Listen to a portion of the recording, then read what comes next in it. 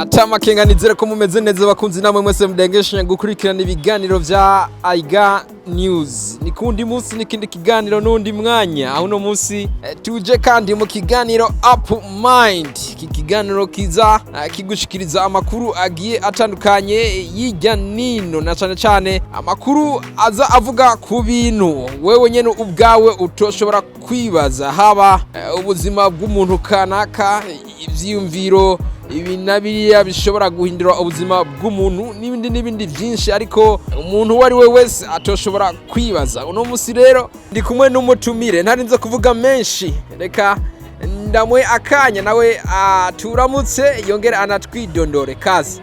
Amahoro cyane abakunzi ba IgaNews,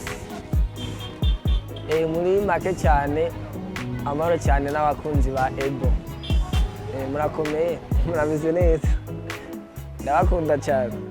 Yes, ni Ebo araturamukije atubwira ati aradukunda cyane. Ne mu kiganiro Up Mind, ikiganiro ca mbere kigiye kuzoza kiracana kuri IgaNews. Na cyane uko muzije kubabwira ikiganiro kiza kibabwira amakuru agiye atandukanye, amakuru avugwa hirya nino, amakuru avugwa ku bantu, ariko ayo makuru akaba ari amakuru aje n'ibintu umuntu atoshobora kwibaza haba ubuzima bw'umuntu canke ibinabiriya mugabo atari umuntu wari we wese yoshobora kuvyibaza. No musi rero ndi kumwe n'umutumire Ebo, aho na cyane mu kiganiro cy'uno musi tugiye kuganira uko umuntu yotsinda ibimutsitaza canke ibimubuza gukuza impano yiwe. Na cyane ushobora kubura umunyempano kaba waragerageje gukuza impano yawe ariko bikanka kabisa, ukagerageza bikanka gose. No musi turi kumwe na Ebo kugira adusigurire yongere atubwire ukuntu we yabikoze kugira ashobore gushika hageze ubu mu gukuza impano yiwe canke mu kumenyekanisha talent yiwe. Na cyane nka Ebo nongera ndamuha ikaze, ndamusaba amanze yongere aturamutse kandi aramutse abakunzi biwe, yongera abaha ikaze kuri iyi titre. Na cyane tugiye kuganira kuri no musi kazi. Bakunzi ba IgaNews, ndagarutse nkuko mubizi, murazi ko ndi Ebo, nkaba ku mbuga zanje nkoresha izina bita Ebo 257. Musanzwe rero mu kazi kanje ka misi yose, rimwe na rimwe hariho n'abanyita n'umupromota, byose ndabikora kandi ndabyishimiye cyane, usibye ko rimwe simbera no muri studio nkaririmba, aho ndibaza ibyo birakwiye. Na cyane Ebo tumubaza nk'ikibazo ca mbere, twumvise akora byinshi, umuririmbyi, umukomedie, afise n'izindi impano nyinshi, ni umustiliste, arambika abantu, arashobora kukora akavuga ati we kikirato iki ni size yawe, akoresheje amaso gusa, akoravye mu maso. Esa ariko rero ari abantu bariko badukurikirana bashaka kumenya bongera banatahure mbe Ebo ninde. Ebo ubuzima bwiwe bwa kahise twavuga yuko bumeze gute, igicapo ciwe ca kahise kimeze gute? Bisanzwe bakimvugira n'ibindi navuga ko nambika n'abantu, ariko nabyo ndabyishimiye. Uburyo umuntu abakora ibintu byinshi si ngombwa ngo aca bivuga byose, reka n'icyo byo kwambika abantu ndagishire ko nacyo nyene ko Imana yarakimpezagije. Yama Ebo muri make ari abantu benshi baba bumva ati Ebo none nibiki. Musanzwe Ebo ni izina rima courage mu bintu nkora, kuko iyo bishitse nkananirwa nkaca nibuka ko ndi Ebo, canangura nkavuga ati Ebo ntananirwa. Ariko muri jewe sije ndi Ebo, Imana yandemye niyo nita Ebo, bicishije mu zina bampamagara Ebo. Burya iyo wumvise Ebo nyumve jewe, wumve Imana ko Imana nishoboye byose. Ebo rero mu kinyamazuru cy'igifaransa ni capable. No musi turafise indanzi y'ikiganiro ivuga uko wotsinda ibikubuza gukuza impano yawe. Turashaka kumenya Ebo ubuzima bwiwe bwa kahise bumeze gute gushika aho ari ubu, nko mu ncamake igihe bivuga gute? Navuye kure navuye kure kabisa, mu myonga ya kure nyene, mu myonga y'Ingozi bashi, apana Ingozi kuri centre, mu makomine nyene handi, naho nye muri ya makomine ukacuja mu mazone no no mu misozi ya nyuma nyene hariya hamwe kubona itara uzosanga bigoye niyo navuye ariko murabona ubundi muri kapitale bisanzwe mvuka Ingozi nkaba navukiye muri komine Busiga zone Mparamirundi ku musozi bita Gitemezi mvuze Gitemezi ndazi abahumva ni baki shatse kubica mu mizi ko nimwumva ibiriko birakorwa ni Bujumbura muze mwihikizeye nawe mumenye ko mwoshikirwa burya ntawe udashikirwa mu amare mu bisanzwe kanabaye historique yanje gatoya narakuze nkitangira kubona nciye ubwenge ikintu cya mbere nabona nkatinya ari moto nk'umumotari aje nko mu cyaro hajya yagiserera gutya nkabona arayagisereye kubera ubwoba naca ndira kuko nabyo nayo naramenyereye bibaye aho ndagenda ndakura ndatangura ishuri ndibuka twimukiye kuri centre niga mu wa gatanu ndabyibuka niga mu wa gatanu ku gasuzuguro kenshi rero kabo nsanze kuri centre rero bakabati ngo umunyacyararaje urazi kugira umenyerane n'abanyamuji ni ikintu kigoye cyane mesheza ariko kubera icyizere niha kandi no kuba n'abashoboye ibintu bimwe bimwe ugasanga bagenda barakwiyegereza buke buke batabishaka mugabo kubera icyo ushoboye byatumye rero fatisha byoroshe kubamenyera ikintu none ababwira burya niwumva ushoboye ikintu ukumva nyine uracyemera kandi uragikunda uragishoboye ntuzutinye ngo nuko abantu urimwo ubona bagutanze kujyamo cyangwa ubona bakuze mu buzima no kwitanga bwiza uzi ugerageze gukora ariko uzosanga ari ubishoboye cyane ndibuka kugira je nkunde ikintu kijyanye na music narakunda gufiringa indirimbo shasha numvise nko ku radio nkayiririmba nkajye nyene nakamenya numvise nko amajambo aryoshye usanga nyene niko ndayiririmba mugabo cyatangiye kubona ko ndabizi nkabona bariko barandaba bagatwenga natamba cyangwa yimba bagatwenga ngumva ati subiramo twumva niho byaciye biza kubera je nakuze nkikijwe cyane gasanga umuntu akuriye mu mashengero narimba bakaryoherwa batareka ibintu renda vyige ikindi naco ku kijanye na comedy ikintu cyose nkoze nabona batwenga nkaca mbona n'ukuntu mw'ishuri banyita umuderangere ko burya kugira ubu umuderangere mw'ishuri si ubibona nabakubona bakakwita ati uri umuderangere wewe ntubu ubibona nkimaze kubona yuko nshobora gutwenza nk'ishuri ryose cyangwa aho mpagaze nshobora gutwenza nk'umuntu ntangira kubona amasinema y'abantu babikora kandi shati bijya bintu nanjye nobishobora biba biranka amasuko nyene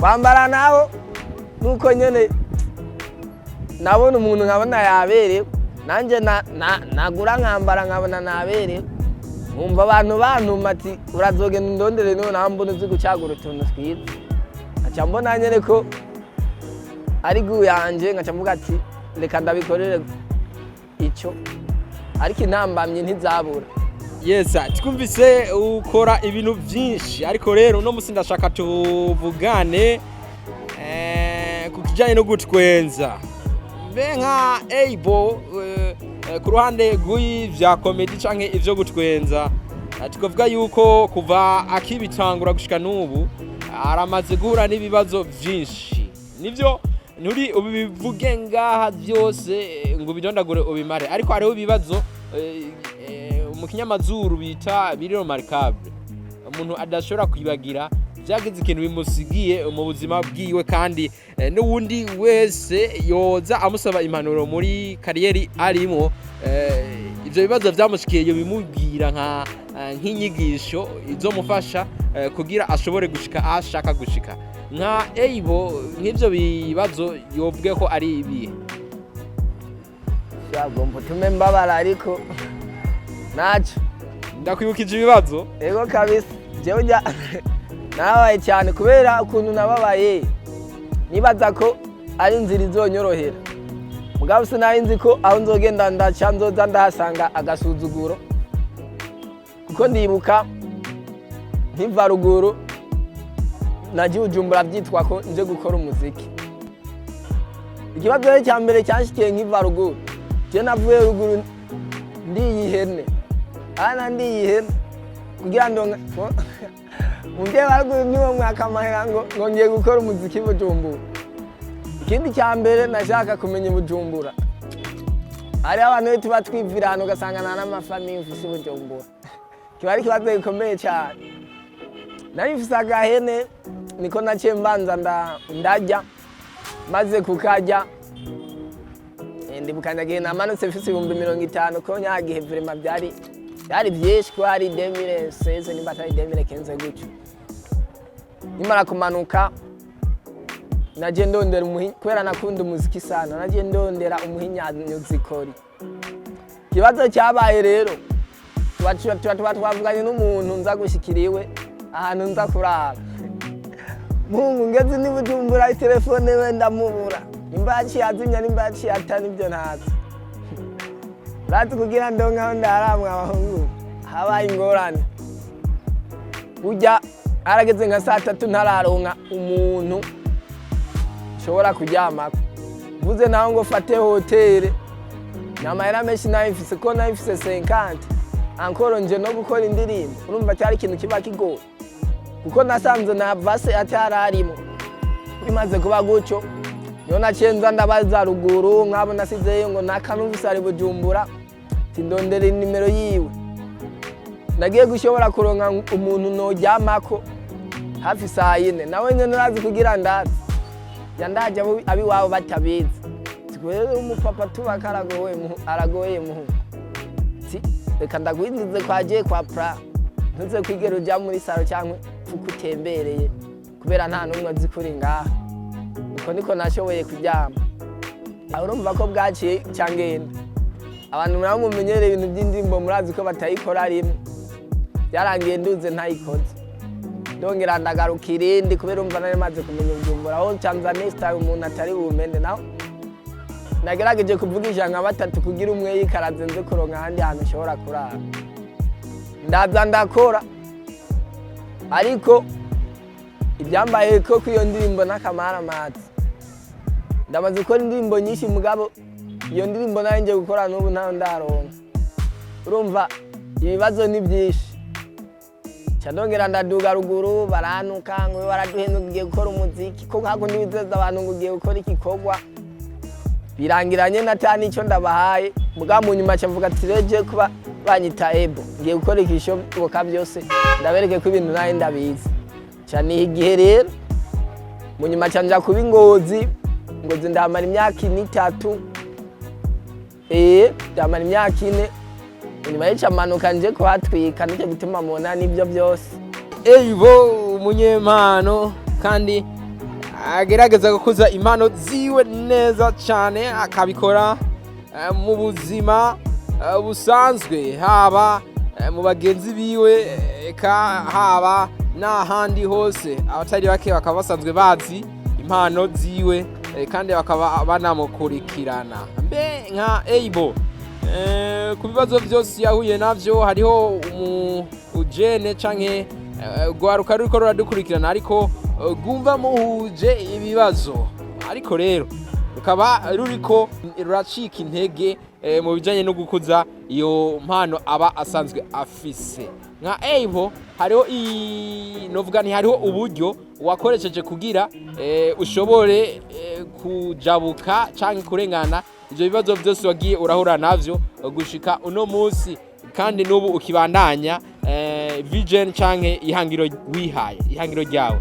Nka Ebo wobwira iki uwo mujene ariko arahura n'ibibazo kanaka canke n'ibindi bibazo kugira ashobore kugira ico agezeko mu gukuza impano yiwe canke mu gushika kuri objectif kuri vision afise muri we? Nama nogira abariko barankwikirana burya kesi yumva ukunda ikintu ntugashike intege sirivuga kubera icyambere iyo ukunda ikintu ukabona nta buryo ufise bwo gukora mu buryo bw'amahera cyangwa mu buryo bw'ingufu cyangwa mu buryo mu bintu byose musanzwe banza wihedire none ati ko mbona uwo mwanya byanse mbona byokunda ryari ni kai kandi kantu nokora koza n'amafaranga bya nze ndabikore. Usanze ari imyaka 2 wiha imyaka 2, usanze ari imyaka 3 wiha imyaka 3, usanze ari 10 wiha 10. Ko je ndibuka ndavye amahera ya mbere natangwe kumanuka ni Bujumbura naciye ntangura kubona ko ibyo ndi bukore bitari bukunde. Naciye nduga ruguru cyane imyaka 2.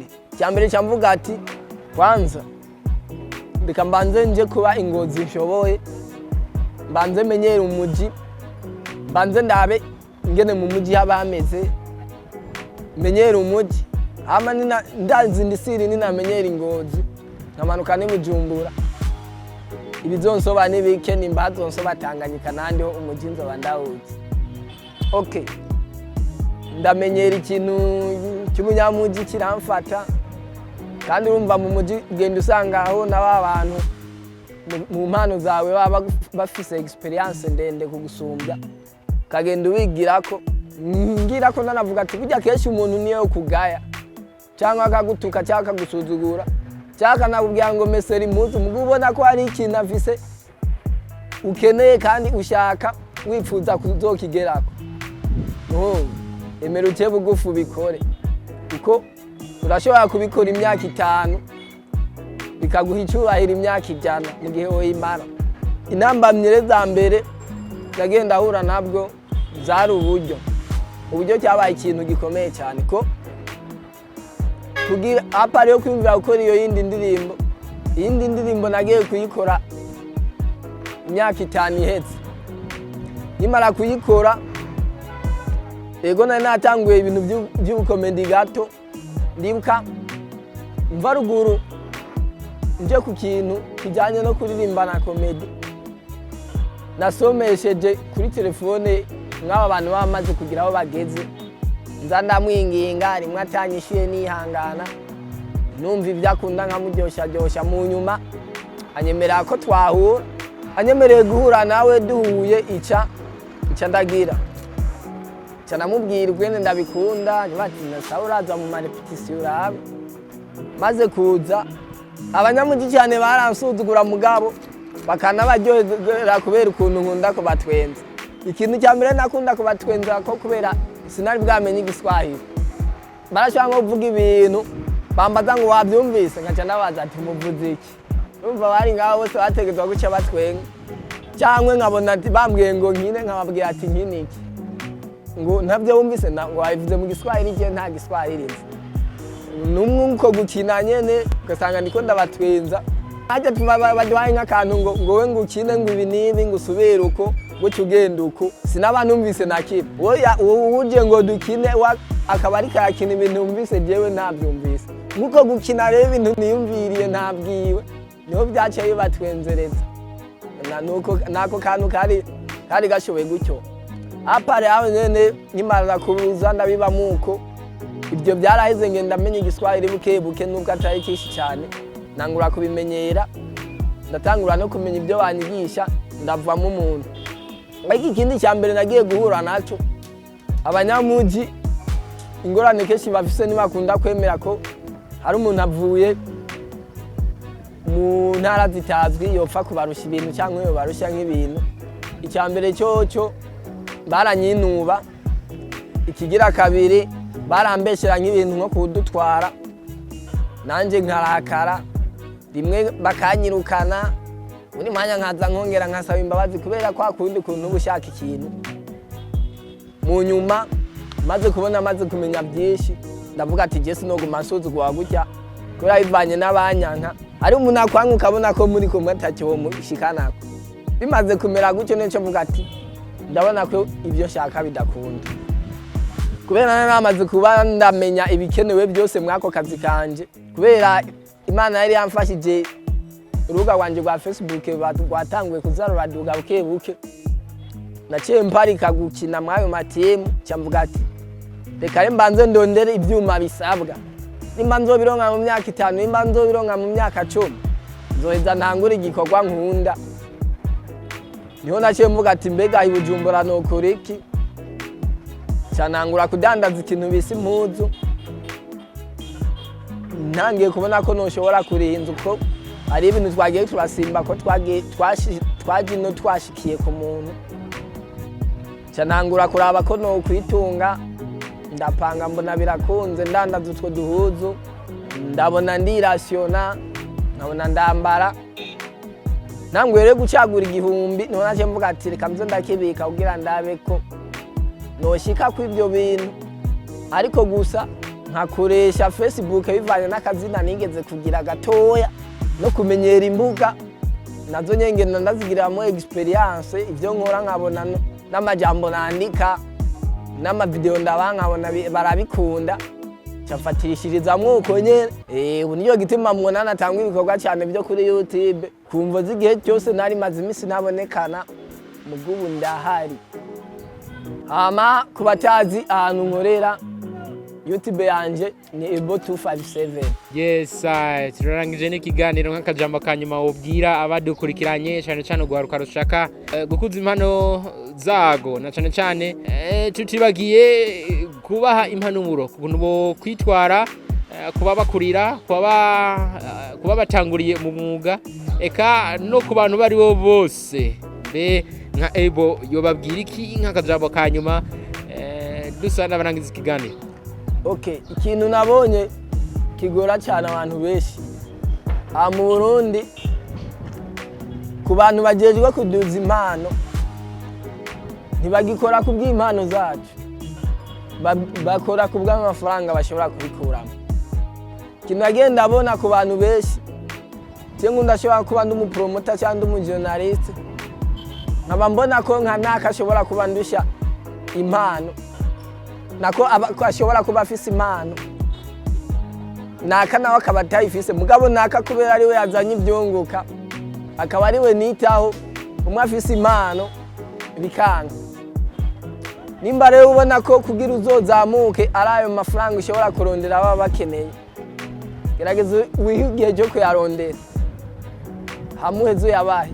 Ikindi naco bidakundana wige strategy ni nyinshi zotuma ugera ku cyo kintu utarinze kubitura nukubaha no guha agaciro buri wese kuko umuntu ni wamwereka urukundo ukamwubaha ari gazosanga ibintu byawe byikoze utabizi ikiruta byose ruca wubaha ni Imana kuko ndazi iyo baza kuba baraba impano nje mba nazamutse kera mugabo kubera banza kuraba icyo umuntu afise n'icyo yomugezako usanga ari ibintu bigoye. Cyambere rero ibyo nibize biguca intege uze wihedire tinembega ko mbuze ayo nshobora guha abantu bamfashe nikiye nokora kugira ngere ko ntayatanze cyangwa nikiye nokora kugira ndayaronka bigusaba inguvu bigusaba kubabara kubera ubikunda ndazi tegerezwa kubikora ikindi naco udatinya aho uvuka cyangwa ngo utinya aho uva cyangwa umuryango uvamwo byose bikora Imana. Muzoze mugenda mubaza abastari bagiye bubaka ibintu ba muri football mu muziki mu masinema cyangwa aba batunzi uzosanga kahise kibatari nziza cyane kandi uravye ukuntu yakoze nibyo biguha courage. Ni waba utinya kuvunika meshereje ame cyangwa utinya gutwenga cyangwa utinya gusuzugura ntibizigera bigukundira kora ikintu nk'uko gikunda kora iki Yesu narinzi ko kuri Facebook yanje noro nk'abantu bankurikirana barenze 100 bivanye naho mvuka kandi ikindi naco naho uvuka nibaze baguca intege kubera ndazi mu byo 100 avise nta bihumbi 2 bivise byaho mvuka oya bose nagenda batora atandukanye niwakora ikintu cyiza nuzomenya umuntu agukunze yazapfa azizana we higa gukora ikintu cyiza gusa. Ikindi naco yindi ngorane dusigaye dufise ubu umuntu ashobora kukwanga gukora impano yiwe agakora ikintu abona kiza kumuzanira ibyunguka agasanga yataye ya ntumbero yiwe ibyo byunguka nibyahagarara uzozimana nabyo. Mugani wakora ikintu ukunda nikizi bantu bakagikunda uzobugiye kubaho ubuzima bwose kuko ari abantu bagiye barahindura intumbero yabo bivanye iki n'amaronko y'ibyo bashaka. Kora ikintu ukunda serivisi ushoboye utitaye ku gihombo utitaye no ku nyungu ukore ikintu ukunda niho uzoshika ku cyo ushaka. Okay, yes, tukana mu kiganiro na Ebo Umunyempano zigiye zitandukanye bitari bike kuri we mwavyumvise. Rero tugiye kurangiza n'ikiganiro tubutse ko twari mu kiganiro Up Mind na IgaNews. Ushobora kudukurikirana kuri Facebook, Instagram, TikTok, YouTube ndetse na X hose mu kwandika IgaNews ndetse ukacutangura kwirabira mu mwidagadiro udasanzwe ibiganiro tuza tubashikiriza bigiye bitandukanye haba cha Frytech iki up mind ndetse n'andi makuru avugwa hirya nino kw'isi. Mwari kumwe na Ebo nk'umutumire muri IgaNews, na cyane twongera tubashimira tubasaba kubandanya mudukurikirana, tubibusa kandi gusangiza bino biganiro bagenzi banyu kugira imwisangiza uburyohe, ahubwo n'abagenzi banyu nabo nyene bashikirwe n'ibiganiro tuza turabashikiriza. Reka tubashimire twongera tubivuza ibihe byiza aho muherereye hose. Merci beaucoup.